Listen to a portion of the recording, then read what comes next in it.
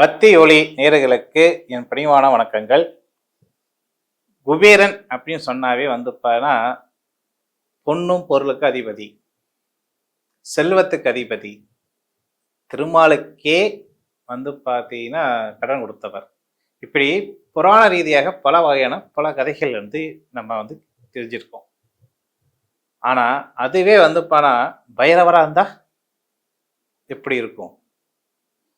பொதுவாக பார்த்தீங்கன்னா கால பைரவர் சொல்லக்கூடிய பைரவர் தான் எல்லாத்துக்கும் தெரியும். அது இல்லாமல் பார்த்தீங்கன்னா பைரவர்களை சில வரலாறு ரீதியாக சில பைரவர்கள் இருக்காங்க அப்படின்னு நமக்கு தெரியும். ஆனால் இந்த குபேர பைரவர் சொல்லக்கூடிய பைரவர் இருக்கிறார்.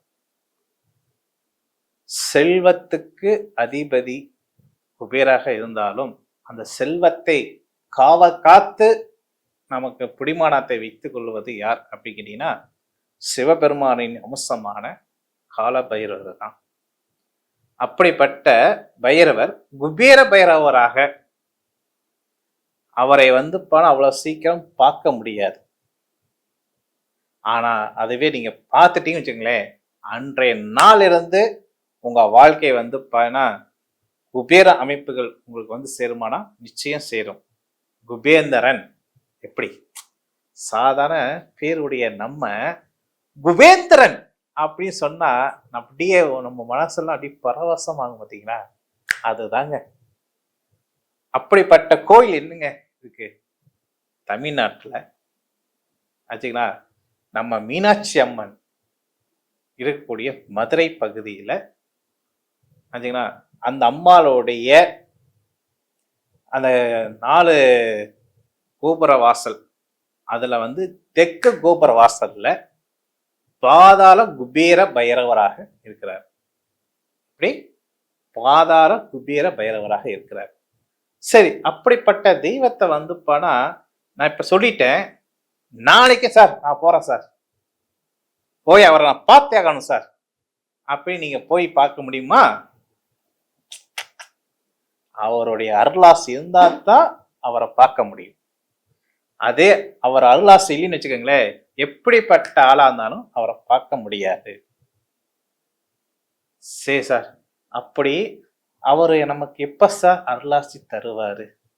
அது வரைக்கும் நம்ம இப்படித்தான் வாழ்க்கையில கடந்துட்டே இருக்கணுமா அப்படின்னு இருக்கக்கூடிய நபர்கள், துன்பம் துயரமாக இருக்கக்கூடிய நபர்கள், அதுக்குதான் குபேரன் சொல்லியிருக்காரு.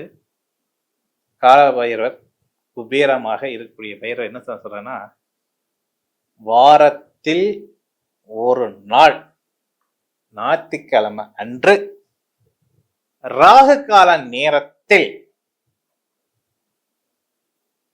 என்னைய 1 மணி நேரம் தரிசிக்கலாம். அப்போ அம்பாள் கோயில் கொண்டிருக்கக்கூடிய பகுதி வடக்கு கோபுர வாசல், தெற்கு கோபுர வாசல் ரெண்டுக்கும் இடையில் இருக்கக்கூடிய பாதாள குபேர பைரவர் என்ற பேருடைய நான் பக்தர்களுக்கு 1 மணி நேரம் அந்த குபேர யோகத்தை தருகிறேன் என்று சொல்லி வாரம் வாரம் ஞாயிற்றுக்கிழமை தோறும் ராகு கால நேரத்தில் சார் குபேரன் பைரவர் ஓகே, அவர் தரிசனம் நமக்கு அவர் நினைச்சாதான் நமக்கு தருவாரு அப்படின்னு சொல்லிட்டீங்க. இதெல்லாம் எனக்கு சரி சார். ஆனா அந்த ராகு கால நேரம் சொல்றீங்களே சார், அது எப்படி சார்?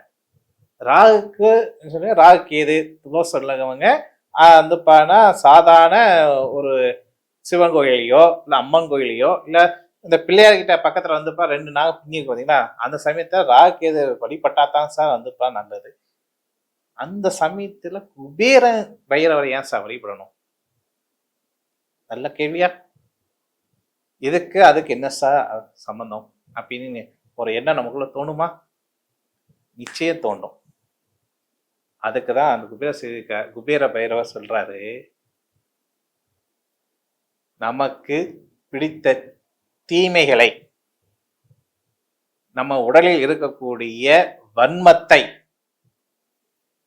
என்ற ஒரு நாள் என்னைய சந்திக்கிறீங்களோ அன்றையிலிருந்தே உங்களுடைய வஞ்சகம், தீமை, எதிர்மறை சக்திகள் அனைத்தையுமே தும்சம் படுத்திடுவேன். என்னை பார்த்த நாளிலிருந்து, அன்றைய நாளிலிருந்து நீ குபேர வாழ்க்கை வாழப்போகிற அப்படின்னு ஒரு பக்தருக்கு அந்த குபேர பைரவர் வரம் கொடுத்ததாக அங்க சாஸ்திரம் சொல்லப்படுகிறது. அதனால்தான் அந்த ராகு காலத்துல பண்ணா அமிர்தம் சுரக்கக்கூடிய நேரம். அந்த ராகு கால நேரத்துல அந்த 1 மணி நேரம் அந்த அமிர்தம் சுரக்கமானா கிடையாது. அதான் மெயின் பாயிண்ட். எப்ப அமிர்தம் சுரக்கும்? ராகு கால நேரத்தில் கரெக்டா 4:30 மணி இருந்து 4:45க்குள்ளாக. அப்ப அது 4:30 மணினா 4:30, அதுல இருந்து 4:35. இப்ப இடைப்பட்ட நேரம் எத்தனை மணி நேரம்? அந்த நிமிஷம் தான், அந்த நொடி தான், அந்த சக்கரம் தான் அமிர்தம் சுரக்கும். கரெக்டா நீங்க என்ன பண்ணணும்? 4:15 இல்ல 4:25க்கெல்லாம் அந்த ஸ்தலத்துல போய் நின்னுக்கணும். கரெக்டா 4:30 மணிக்கு அந்த பிரகாரம் திறக்கும். அதை திறக்க போகும்போது இப்போ பொதுவாக என்ன கேட்டீங்கன்னா, ஒரு கோயிலுக்கு போறோமே அது காலை நேரத்துல நீங்க அதிகாலை நேரத்துல நீங்க ஒரு கோயிலுக்கு போறீங்க வச்சுக்கங்களேன். கரெக்டா ஒரு பிரம்ம முகூர்த்தத்துக்கு போறீங்க வைங்களேன். முதல் தீபாரணை. எப்படி? முதல் தீபாரணை அதை காட்டுறதுக்கு எத்தனை பேர் காத்துட்டு இருக்கிறாங்க. ஏன் அந்த முதல் தீபாரணை?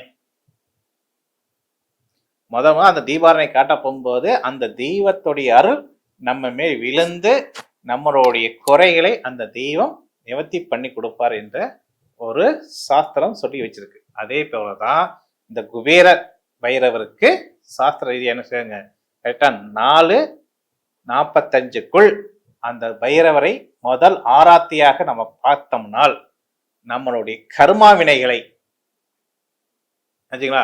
முற்றிலும் அந்த பைரவர் தீர்த்து விடுவார். அவர் மனசார அங்க வழிபட்டுட்டு வந்த நாளிலிருந்து நம்ம அடுத்தடுத்த காரியங்கள் வெற்றியை அமையுமானா நிச்சயம் அமையும். இதை நான் சொல்லிட்டேன். உங்க மனதில் எனக்கு ஒரு விஷயம், சார் பைரவர் அதை அந்த பைரவர்கிட்ட தான் போகணுமா, இல்ல நீங்க சொன்ன நேரத்துல மற்ற கோயிலுக்கு போகலாமா, இருக்கக்கூடிய பைரவ கோயிலுக்கு போகலாமா அப்படின்னு கேட்க என்ன தோண்டும். ஆனா அந்த ஸ்தலத்துல போய் அவரை வழிபட்டா மட்டும்தான் இந்த பிரச்சனை தீர்க்க முடியும். அவரால்தான் தீர்க்க முடியும். அதுக்கு தான் அவர்கிட்ட பாத்தீங்கன்னா ஒரு மகத்துவம் என்ன கேட்டீங்கன்னா, குபேரன் என்ற பெயரே அந்த பைரவருக்கு குபேரனால பண்ண அருளாசி கொடுத்தது. சரிங்களா? அப்போ உங்க வாழ்க்கை மாற வேண்டும், உங்களுடைய அந்த கஷ்டங்களிலிருந்து பிணியிலிருந்து தீர வேண்டும், நம்ம குபேர வாழ்க்கை வாழ வேண்டும். அப்படி எண்ணத்துல இருக்கக்கூடிய நபர்கள் கணவன் மனைவி துணையோட கரெக்டா 4:15 மணி அந்த அளவு மதுரை வடக்கு வாசல் பகுதியில குபேர பைரவர், பாதாள குபேர பைரவரை நீங்க அந்த ஸ்தலத்துல போய் இருந்து உங்க பேரை அர்ச்சனை பண்ணிட்டு வந்தால் அந்த இடத்துல போய் உட்கார்ந்துடணும். சரிங்களா? அந்த 1 மணி நேரம் ஒரு மணி நேரம் அந்த நான் சொல்லக்கூடிய அந்த 4:45 6 மணி 6:15 வரைக்கும் நீங்க அங்க அமர்ந்து அவரை நல்லா தரிசனம் பண்ணிட்டு வந்தாவே போதும், உங்க வாழ்க்கை மாறும் என்று சொல்லி விடைபெறுகிறேன். மீண்டும் இணைந்த ஒரு நிச்சய சந்திக்கிறேன். உங்களிருந்து விடைபெறுவது ராஜேஷ்குமார். நன்றி, வணக்கம்.